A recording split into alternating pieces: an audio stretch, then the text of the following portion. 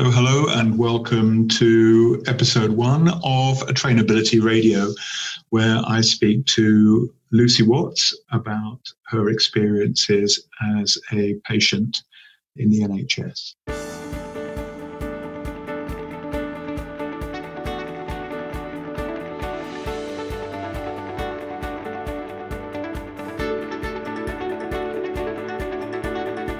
During our conversation, we talk about what it's been like to be diagnosed with a terminal condition and the things that have made the particular differences for Lucy.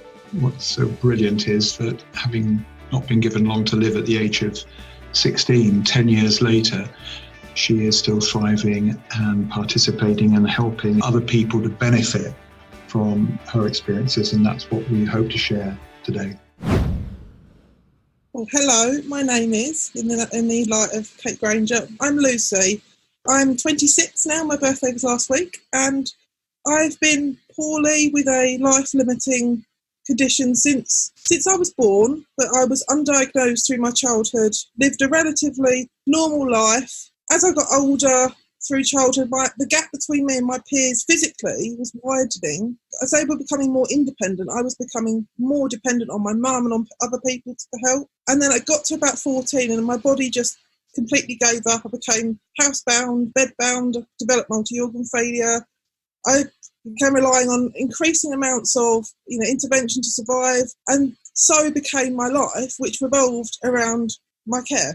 And I'd lost all the things that I used to do, school and horse riding and, playing instruments. And suddenly the only time I went out was to see a medical professional. And the only people that really came round were medical professionals. So my whole life became revolved around my illness. And I was misdiagnosed originally at the age of 15 with a genetic connective tissue disorder. And then it took about 8 years for someone to realise actually that wasn't the case. And now I've gone from undiagnosed to misdiagnosed to undiagnosed again. So we're not really quite sure. But it was a junior doctor. In one of my appointments, he said, "Oh, that sounds awfully like a mitochondrial disease." And it was like the light bulb went off in my doctor's mind. Oh, maybe we ought to explore that. And I was referred to the National Rare Mitochondrial Disease Service. And although I don't have a definitive diagnosis, we're almost certain it is a mitochondrial disease, which is a disease of the energy production cells in your body. So whereas yours produce almost all the energy for your body, my cells don't produce enough energy, and that means my organs fail, my muscles don't work, and so on and so forth. Gosh. It means I'm hooked up to intravenous drips at least 21 hours a day. I have regular intravenous medications. I have a tube to drain my stomach. I have 2 stoma bags. I live at home, but I have 24-hour care, which is mostly provided by intensive care nurses because of the speciality of my needs. And I have far exceeded my expiry date, as I like to call it. Yeah. I wasn't supposed to make my 18th birthday, and I made it. And then I wasn't supposed to make my early 20s, and then I made that. And here I am at 26. And I put that down to fantastic NHS care, but also fantastic care from the hospice and palliative care team, who reminded the NHS that the absence of a cure does not cause the absence of great care, and they could focus on my quality of life and give me excellent care. But I feel like my professionals felt that admitting that they couldn't do anything was somehow a failure on their part. Yes. And it took the hospice and the palliative care team to say, hang on a minute, it's not a failure. Saying you don't know is okay. Saying there's nothing we can do is okay. But then saying, but whatever we will do, we'll make sure you have the best life possible. And that's what they've done for me. And I have an amazing life. I often say to people that, the years I've known I was dying have been the best years of my life because I've had a freedom to live the life I want to live, and a team who tailor everything to what I want to achieve. It's about Lucy the person, not Lucy the patient. And it's changed my professionals' attitude to care. I think they are more relaxed about admitting they don't know or admitting that there isn't anything we can do. But it's not saying we can't do anything. It's saying, no, we cannot cure you, but there is still a whole host of things we can do to make your life better. It's not removing people's hope. Yes, you're not going to cure their condition, but you're just rerouting it to say, actually, we can't cure you, but we're going to give you whatever time you've got left to make it the best life you can have. And we're going to focus on you and what you want and your needs and make it the life you want. And that's what my team have done. And as I say, they've been the best years of my life. I can't complain about the care I've received over the last 8-9 years. I think one of the things that struck me was that you're using that life that you've been given, though, to focus on helping others, who in turn hopefully will help other people who are in a similar, if not identical, situation to yourself. And I think, have you noticed anything that you've said to people? Because I know you sit on advisory panels and national committees and all sorts, so you've put yourself out in a way that is getting the maximum impact. And if we can help with that in a very small way, then obviously that would be fantastic.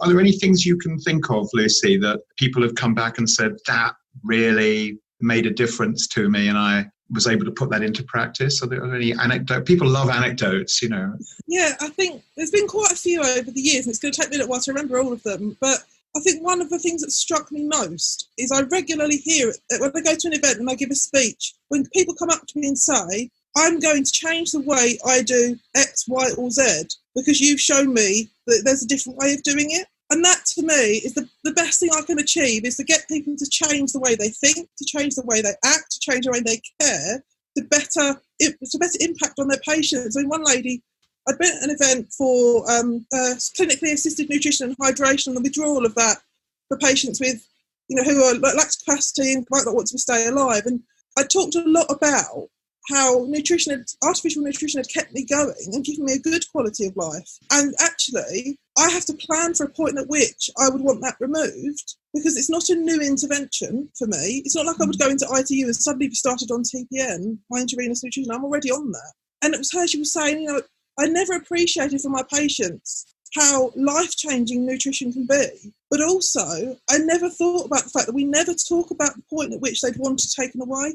We never have that conversation. And she said, I really need to start having that conversation with my patients. And it's little things like that. I mean, people that have said that they will now talk about end of life with all of their patients. They will talk about quality of life. They will ask them what matters to you and tailor their care around it. But I think the other thing that's quite nice is I quite often in my speeches will say, a lot of your patients will never get the chance to say thank you. They might not be able to say thank you, but I can say on behalf of everyone, thank you, and you're doing a great job. And I often use a phrase in my speeches, which is, you are our heroes, because you are. You keep us alive. You pick us up when we fall. You're always there. You never kind of go away, and you're always in the background. And I think you can really transform someone's life. And I hope I can show not only that we appreciate it, but actually working together is the best way to achieve everything. Yeah. And also, I think people that have said that actually they need to give patients more credit for how able they are to manage their needs. Our healthcare system is set up very much that the medical professionals do the care and the patients receive it. And I'm here saying, actually, most of healthcare happens at home. We have to look after our needs. And although I can't do my care myself, I know everything I need to know. I could tell someone how to do everything in my care, and I have to do that in hospital. It's actually share that power a little bit, and you'll achieve the best results. But you need to empower us as patients. But in order for that to happen, the NHS needs to empower staff to think letting go of a little bit of control is not scary. Yeah. It might be a bit of an unknown at first, but just watch, just do it. Give that little bit of control back to your patients and see how much they respond to that and how much they take that forward. Yes. Healthcare is very, I'm a passive recipient, and I'm not. I'm a very You're anything but patient. passive, aren't you? Yeah. And I think that is because my teams have always believed in me. They've always, given me that little bit of power and given me that little bit of control and always empowered me. And when I go for my appointments, it's always, they've talked to me about health and medical, but usually it's, what have you been up to? Is there anything you can do to make your life better? What matters to you? What events have you been at? What speeches have you been doing? Oh, we read your blog the other day, and they really do treat me as a person, showing staff that they can achieve so much with minor adjustments to what they do. I'm not asking them to change everything, but just make minor alterations. Ask people about what their quality of life is. Ask them what matters to them. Talk to patients about a time when they might want to withdraw treatment, because actually if you know that in advance and you can start that conversation early. And my biggest thing is, talk about it. If you ever have someone new, or you have someone who's like a locum when your main staff have a break or go on holiday or something, one of the things I've noticed with a lot of staff is, healthcare staff, is they don't take compliments and they don't take praise, and they kind of shrug and go, oh, I'm just doing my job, and they kind of minimize it. The way I put it over often is to say to people, say I was working with you, Lucy, and I say, hey, great working with you, Lucy, it's been superb. And you just say, well, I'm just doing my job. And then tomorrow we work together, I do the same. I say, what you did was superb. And again, you say, well, I'm just doing my job. And there comes a point, in the normal world, away from this special situation, when I just stop saying thank you and stop giving praise, because each time I do, it's not accepted and it's just rejected. My opinion is that people have got into this, they don't give positive feedback to each other enough. And it's such a waste, because 99.999% of the time, people do a fantastic job and they're just not used to this either giving or accepting genuine praise. I don't mean, flannel, but I mean genuine stuff. I just wondered if you'd come across that at all. Yeah, I mean, I had an okay experience in paediatrics, and then I came into adult services. I like to say I was evicted from paediatrics. I was discharged on my 16th birthday, had no adult team to take over. Oh, God. And then slowly but surely we built a team. And, some of my professionals have been caring for me for almost 10 years. They've been part of my life all that time. And I built a really big rapport with them. And I think they've got used to me being very expressive about when things go right. Mm-hmm. I always give credit where it's due. And I think, like you say, if you keep giving it and people don't accept it, you always get fatigued and you become numb to saying it. But I always make a thing of saying it, and it's actually calling people out to recognise for them. I'm not saying it to benefit me. I'm not saying you've done a good job because it helps me. I'm saying it because I want you to realise that you've made an impact in my life. And especially when staff have gone above and beyond, and they say, I was only doing my job. And I was like, hang on a minute. No, you weren't. You went above and beyond your job title. Just appreciate what you've done. And it's really hard. Some people just, you see them smile and they light up and they're like, oh, I don't normally get that kind of praise from a patient. And then other people just don't like it. But I will keep saying it. I don't stop. And, some people, even like the nurses look after me at home, they're like, you always say thank you for every minor thing we do. And it's like, yeah, that's just what I do. People need to be willing to accept praise. And I'm guilty of this. When people say, you do a really good job, Lucy, I go, I just do my best. Yeah. So I'm guilty of not receiving. Sure. It is quite hard. Are. And I think we all find it hard to kind of accept, not that we've done a good job, but that someone else has recognised that. And it's just a bit like, how do I deal with this? When you call out every good thing they do, it has a cumulative effect, I feel. And people look back and think, actually, Lucy thanked me for that one day and she thanked me for this. And perhaps when things don't go so well, they're more receptive because I've always thanked them for what has gone right. When I perhaps say, well, actually, that didn't go so well, they don't see it as a criticism. They just see it as actually, it went wrong. Oops, we'll work together to make it better again. But I love that bit you just said when you give people praise, they light up. And I think that's one of those things. And it's very interesting to me because you obviously have had more care than anyone deserves to be put through. But it is this thing that people don't do this. Look, I really meant what I said when I said thank you. That was, as you said, beyond the norm. And that I think that certainly is something I see, that people get worn down by the negative comments. And do you find that people often blame themselves? I don't want to lead you into this too much, but if people screw up, they go, oh, how could I be so stupid? And they do. I think they take more of a burden themselves on what's gone wrong. And actually, I'm the first to say, I know it wasn't your fault, it's just the system. Yeah. And there was one professional that was building my care package with me, and she'd come into the role and there'd been a lot of mistakes made. They had to review all their care packages, and I was getting really frustrated. And she took that on herself, and it took her about 1.5 years to realise I wasn't cross with her. I was frustrated with the system. Yeah. And when I raised concerns, it was not because of people, it was because of systems. And I think people will burden themselves when sometimes it's not their fault. Yeah. And also calling them out on that, saying, actually, I know it's not your fault. This went wrong, but I know it's a product of the system or a policy. And I think that's also important, is how you give feedback.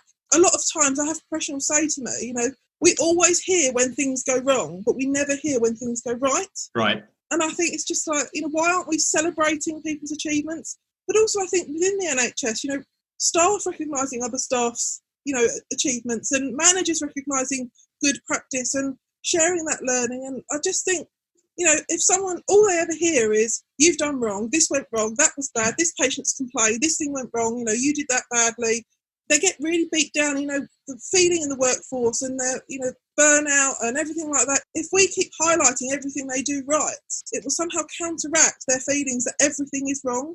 And I know when you get criticised a lot, as I've been in the past, you start to internalise that I must be a bad person. I must not be worthy of that praise. So when people then do give praise, you don't feel worthy of receiving that. Yeah.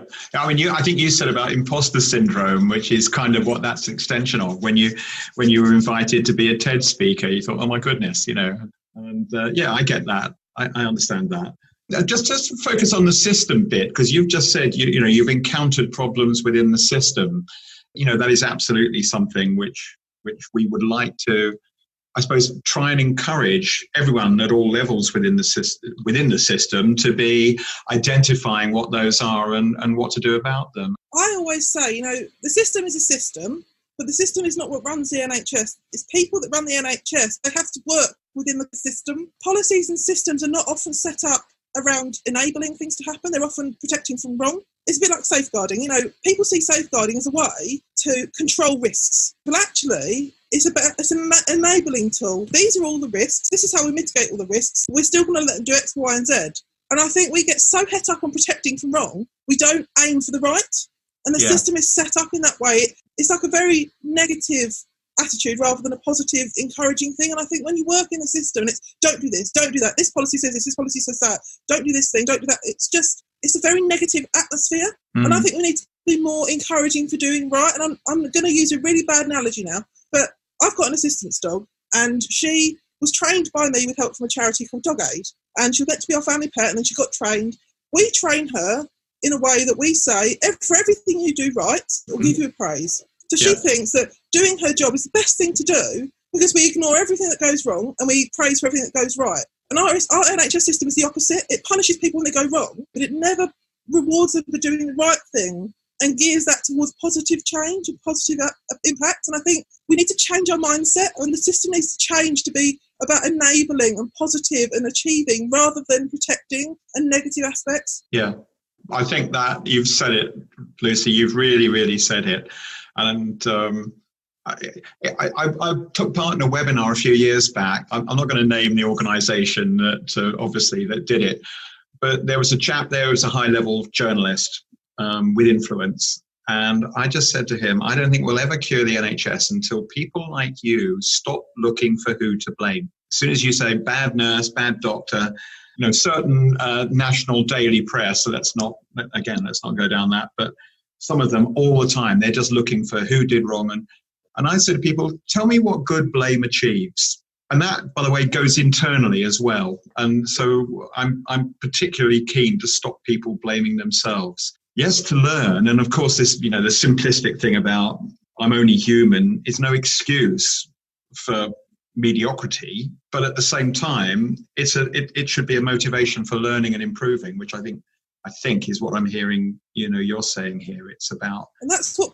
patients want. Half the time when something goes wrong, they don't want to pin someone up against the wall and berate them. They just want someone to say, we've learnt from this, we're going to put X, Y, and Z into practice, and we will make sure this won't happen again. And that is all that patients want. And if I go back to an experience of mine, so I was inpatient 2014, and I'd had a really bad gastric bleed, I'd had a new line put in, and everything that could have possibly gone wrong went a bit wrong. And unfortunately, I fell out of my hospital bed and broke my hip.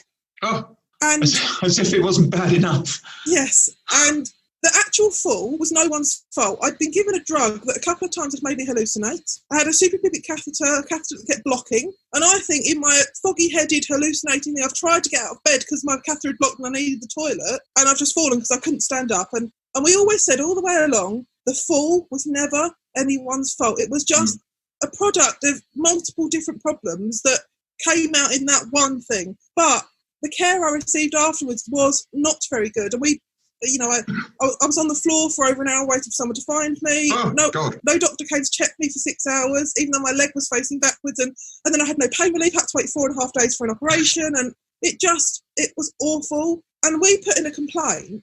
And people kept saying, you need to sue them for money. I was like, I don't want to sue them for money. No. I just want the assurance that no other patient will go through what I went through. No other 20-year-old will spend 4 days unable to sleep because every time she relaxes, her leg spasms.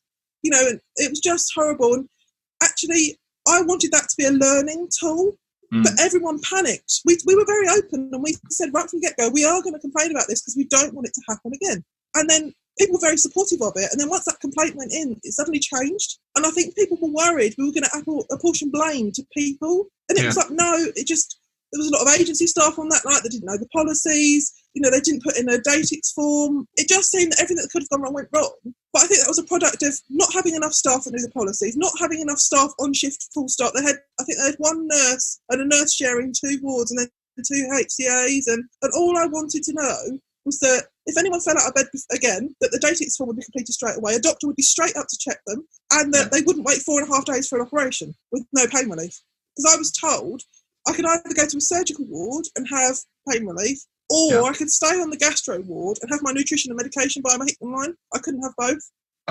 Because, the people on the gastro ward didn't do PCA and the surgical ward didn't do TPN. And it was just, and I chose, to have my nutrition and medication and fluids because I knew, yes, I might have more pain relief, but I'd be so poorly by the time I had my operation that, I might not survive because I would have had no nutrition and no support. But all I wanted was to come out of that complaint and say, and we wrote it at the bottom of the complaint, we're not blaming people. It was just the system didn't work. People didn't interact with the system the right way.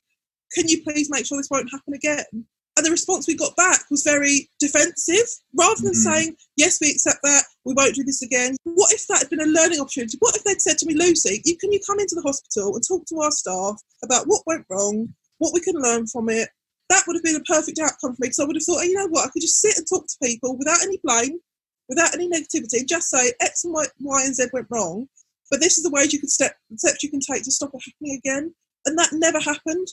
And it's such a shame because it went from, they thought I was going to blame people and we weren't, we just wanted change. Yeah. And then the response we got was defending everything that happened rather than learning from it.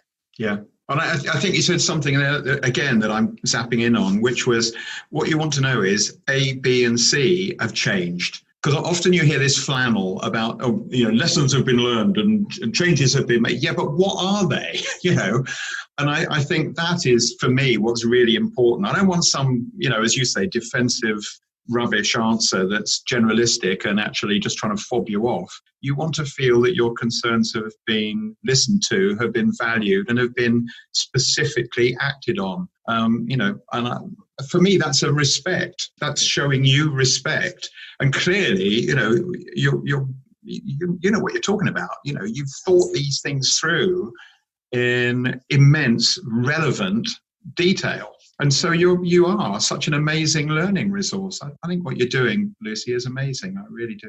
And actually, that highlights another issue which we found, which is that hospitals don't share these learnings. Near where I live, there are 2 hospitals within, less than 10 miles as the crow flies, and they don't talk to each other. They don't share. It's another lesson, I suppose, from the airline industry, which is that the airlines share all their safety data, even if they, are in open combat commercially. They share the safety data, and the logic, of course, is impeccable. Why should somebody else make the same mistake, that you've made? Yeah, and they want to protect everyone from finding out when they've gone wrong. But actually being honest, I've made loads of mistakes in my past, but I will be honest about them and say, look, I didn't do it again, or I learned from it. We need hospitals to be a bit more open to saying, actually, this went wrong in this patient's case, but we've done X, Y, and Z, as I said before, to change it. Yes. And I think patients will be far more receptive to that than you hushing down what went wrong and never saying anything about it. Because if they felt, again, like they'd had an impact and that had an impact, and they could see that impact, it'll make such a difference. And I often do a lot of patient involvement work, and professionals are very guilty of involving patients. They take all our knowledge, they take all our expertise, and then they never tell us what happens with it. Yeah. Yes. And I just think people are more receptive if they know what's happened and how it's helped. And they're more likely to be more positive, more invested and more supportive if you're just open about what's changed, what's learned, what's different. And also just say, rather than saying, defending every point I'd made, why don't they just say, thank you, Lucy, we've taken on board your concerns, we've changed X, Y, and Z, we've learnt from it, we welcome any further comments you might have. I would have come away from that thinking I made a difference. I achieved what my complaint wanted to achieve, which was to make a difference. And people appreciated that I'd been honest about what went wrong. And it wasn't just, this went wrong, that went wrong, but this was really good and this person was very good. And we did try and be good, but I just think they didn't appreciate what I was trying to do, which was to help change things. Yeah. You said you have a passion for human factors. I guess you know Martin Bromley, and you met him and you're aware of the clinical human factors group. And what you were saying just then about feeling you've made a difference. And, Martin has put so much in, and what an example he is. Yeah. He's lost his wife, and yet he didn't seek any retribution, but he just wanted lessons to be learned. And I think that is just such a, I'm not sure I could be so magnanimous had that been me, to be frank, to be brutally frank. I think I could be now, but again, it is like, has there been a tangible difference made? I take my hat off to that guy. I really do. Totally. Oh, he's amazing. Yeah. I've learned so much from him about where I have, because I'm always very focused on solutions and outcomes and things like that. But sometimes when you've had a really bad experience and you just think, well, that person was really awful and they ought to be called out for it. And then when you see someone talk about it, you think, actually, have I understood the pressures they were under, what they were dealing with? And, his story has really made me sometimes rethink some of my experiences and think, actually, was that person doing it because they had a vendetta against me? No, it was just a system that wasn't working. Again, go back to systems. The system that failed me, it also failed that staff member. Yeah, I'd agree with that. I mean, it's an interesting one. We ask people often on training courses, what does it mean to be human, about you?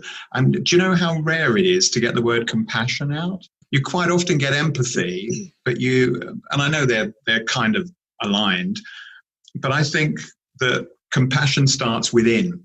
Yeah, self-compassion is really important. Within yourself and to your colleagues, as well, obviously, to the patient, but it actually goes much more than that, I think. And this whole thing about learning and forgiving, forgiving and learning, I think, go together.